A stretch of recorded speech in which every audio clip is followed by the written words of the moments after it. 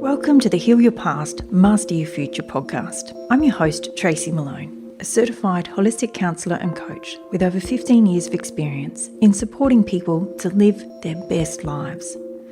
In this podcast, I aim to guide you through the transformative process of healing your past wounds and empowering you to create the life of your dreams. In today's episode, I will be helping you unmask the next level of the being seen wound.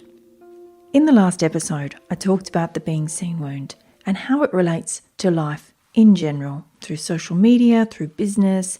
In this episode, I want to link it directly to aging. Now, for all the men out there listening, I want you to know that I can only speak of my own personal experience of women and of the women who've spoken to me about this. So I am positive that men go through their own version of this, but I'm going to be telling the story from a woman's viewpoint today because I am one. And I haven't actually had any men come to me to heal this wound for this reason. So I am not ignoring you men. I am simply speaking from personal experience and the experience that I've seen and witnessed from clients along the way. If you do listen to this podcast and you do relate to it, please let me know as a man what it's like for you. I want to know and I want to open that conversation. The being seen wound. If we don't have our being seen need met when we're a child, then we go about looking to have it filled by somebody else out there in the world for the rest of our lives. So how that happens is, I've spoken about how wounds are created and who's driving the bus, and I really recommend, if this is your first episode, to go back and listen to the first two episodes. They are where I lay the foundations of this work, how I work, and how it's all created. When we look to our parents for our need to be seen when we're a child and it doesn't happen, that little part splits off from us and it becomes a passenger on the bus. It becomes one of our wounds that walks around with us and it forms a part of our unconscious or our soul or psyche. It's all the same thing.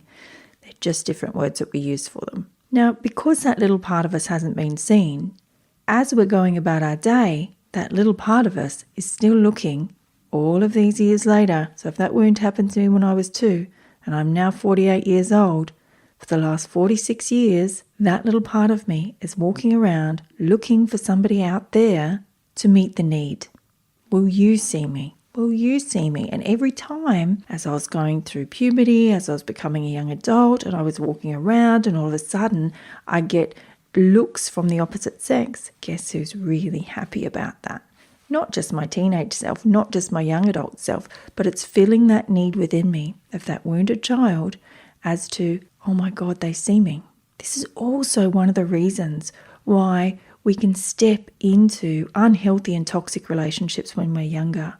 And that is because, well, if he's going to see me, then I'm going to go there and get that need met. If our little unconscious wounded part is driving the bus, we're going to go head first into that. That guy over there doesn't see me, even though he's nice. This guy here does see me. And he also, we'll go deeper into that another time, he also matches the pattern of the love that I didn't receive when I was a child. So I'm going to try and get that filled over there. So that's how our being seen need is met by our wounded parts. So we go through life and we have these wounds, and by the opposite sex seeing us, we fill that need. Now what happens when women age? All of a sudden, we're not getting those looks anymore. We're not getting let in for free drinks at the bar or to order our drinks first at the bar. We're not having drinks brought over to us at the bar when we're out there. We have to wait in line like everyone else. The young people around us start getting those looks. All of a sudden, what is it that we're becoming? We're becoming invisible. We're actually going from somebody who's been seen. I walk out in public and I'm seen. I can walk into a room and there will be eyes on me. I walk into a room now and nobody sees me. I might get a glance and it's just like, oh, who's this old dude coming in now?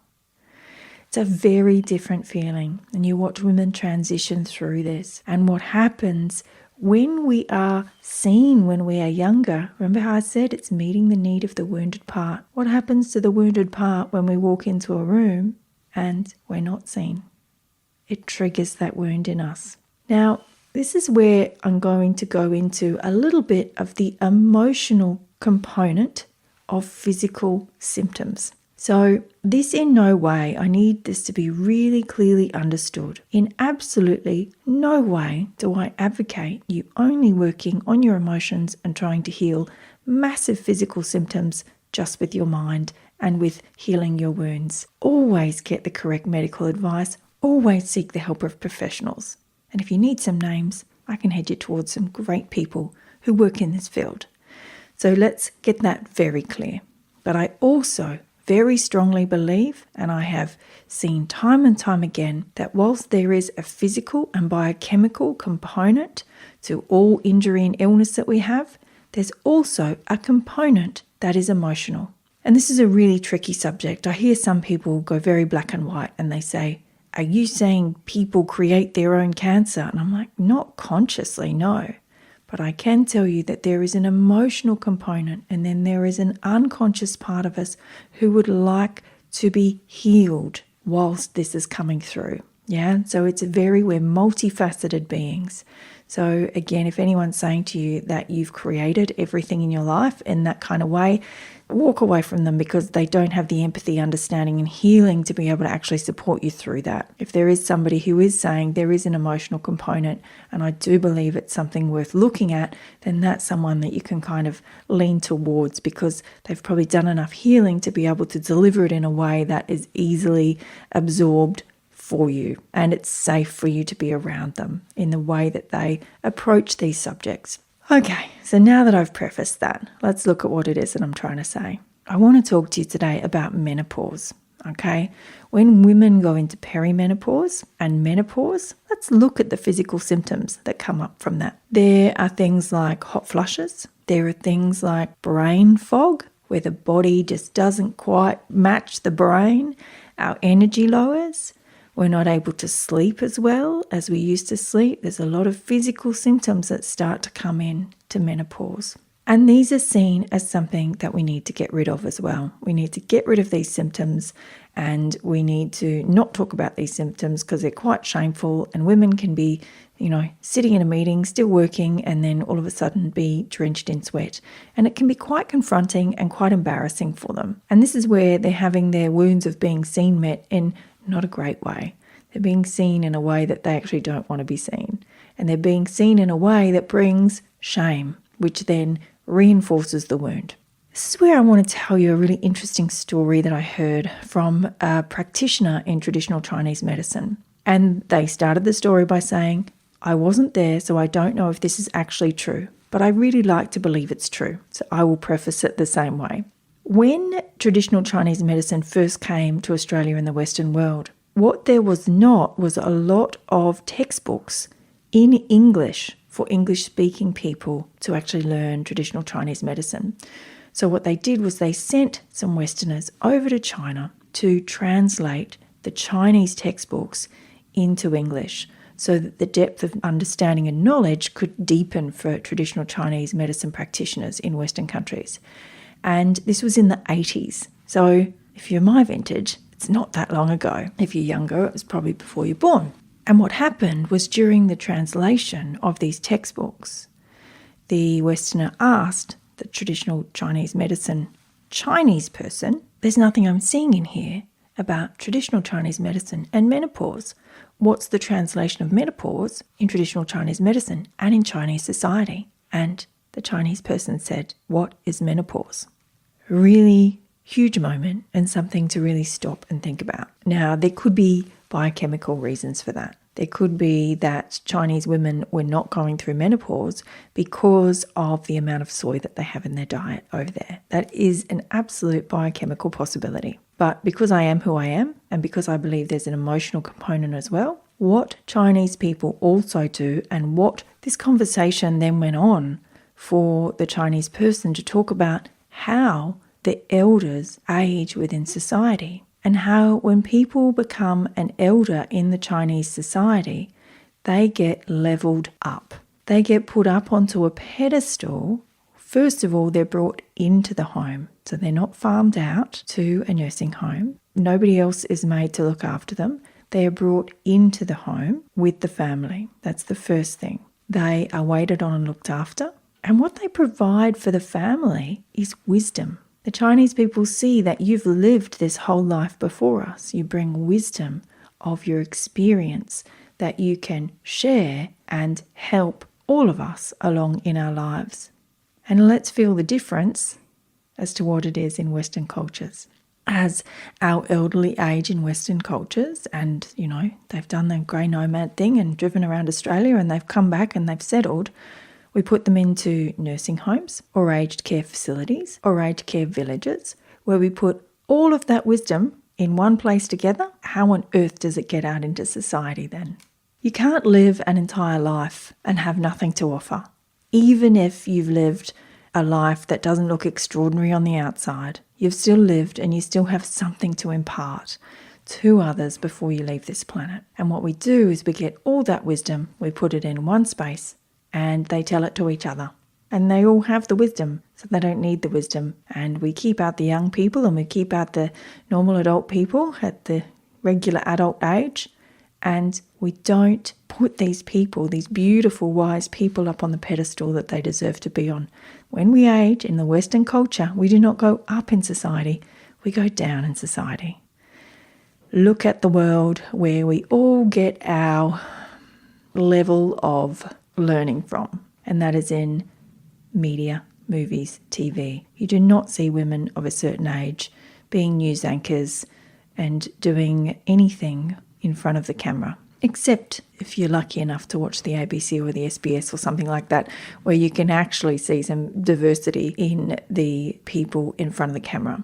Movies. It's really hard for older people to actually be the star of movies. There's not that many movies out there that actually show a protagonist to be someone who is actually a bit older, who does have the wisdom. It is shown a little bit in movies, but again, when women get to a certain age, they start being handed roles of the old woman.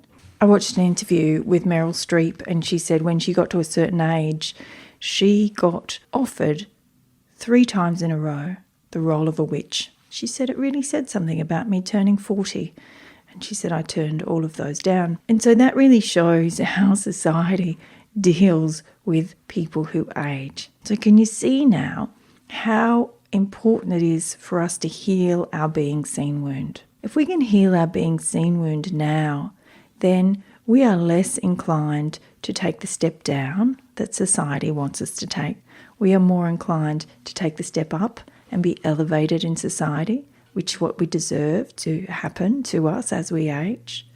And we will actually be able to claim our space. If we still have an unconscious wound around being seen, then the chances of us being put down in society and tucked away to not be seen is going to be quite high. Because remember, until you make the unconscious conscious, it rules your life and you'll call it fate. How do we change society as a whole? How do we bring the respect to our elders that is deserved? We heal the being seen wound. What I haven't done so far is worked with anyone externally around the symptoms, the physical symptoms that we have around perimenopause and menopause and the emotional component. But what I can tell you is I am 48 years old. I used to have massive perimenopausal symptoms. I barely knew what day it was, what was going on. I had massive brain fog and I was exhausted all the time. I had adrenal fatigue, I had Hashimoto's, I had so much going on in my body, it wasn't funny. And one doctor said to me, it must feel like every night you go to sleep and you wake up every morning, it's like you've stepped into a car crash. And I'm like, yeah, that's it. That's exactly how I feel. You've nailed it. Every morning I wake up and I don't feel like I've had a great night's sleep. I just feel exhausted. I spent a lot of money doing a lot of things with a lot of amazing people around the biochemistry, etc. But there was a component missing. So I was taking all of these supplements and doing all the things, but it just wasn't working for me. The key to allowing all of those things to work for me was healing my being seen wound. I'm now off all supplements.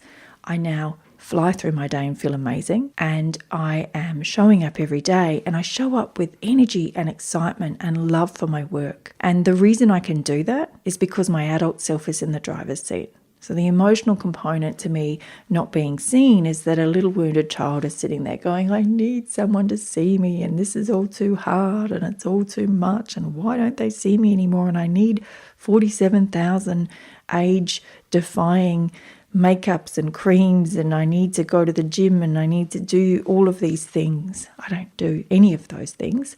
I look after myself, as I have always done. I love health and I love wellness and I love feeling good in my body. And a massive key to that, a massive key to me being able to do all those things is healing my being seen wound. Because when I've healed my being seen wound, I'm doing the things that I need to do for my body, like eating healthy and drinking plenty of water. And if I feel like I'm low on something, I will follow my body to whatever it is that it needs, or I'll go and see a professional and see how it is that they can best support me. But I'm always looking at the emotional component that goes with it. So I really hope that this has brought your awareness, because there's a lot of women that come to me at this age, and there's a lot of women experts that sit in this age group and do a lot of work around perimenopause and menopause and supporting women through this in a way of the biochemistry. What I'm asking today is that everyone really considers how the being seen wound is impacting this stage of our lives, and how healing this being seen wound, remember to heal your past to master your future. If we really want to step in to the powerful people that we are, if we really want to step in and be able to share the wisdom that we have to offer, which is what I'm doing through this podcast, you've got to heal that being seen wound. Consider it. Feel into your body. See if you've got that wound sitting around. Go and see if you can find a little part of you that would like to be seen. Go and see how it is that you might be able to heal yourself. And if you need support with this, you know that I am here. You can reach out to me at any time. You can book with me via my website. And there's also other great therapists out there in the world. It's really important that you understand that you are not alone on this journey. And it's also important to understand that I see you. The reason clients feel safe with me and they have massive transformations is because they sit in front of me and I see all parts of them. And I love every single part of them equally. I love the part of them that shows up, that wants to do the work. And I also love the part of them that's locked away in deep shame and trauma and just needs to be loved and seen. I love every part of everyone who shows up in front of me, even the parts that you've tried to hide from everyone, even the parts that you believe yourself are unlovable.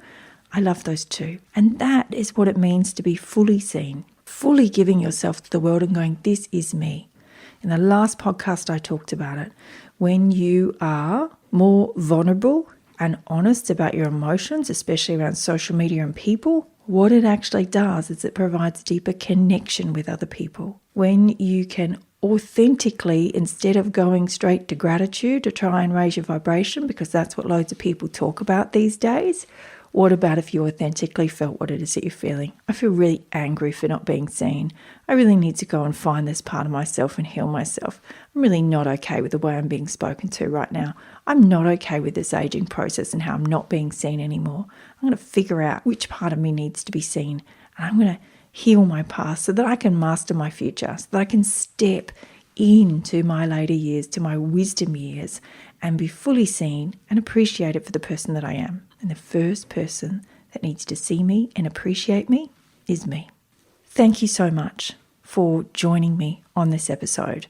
This one is one that I hope spreads far. I mean, I hope all my work spreads far, but this one is one that I'm sitting in the middle of and I watch women go through all the time. And I really want to open this conversation and make a difference in the world, because I want you all to be fully seen for the magnificent beings that you are.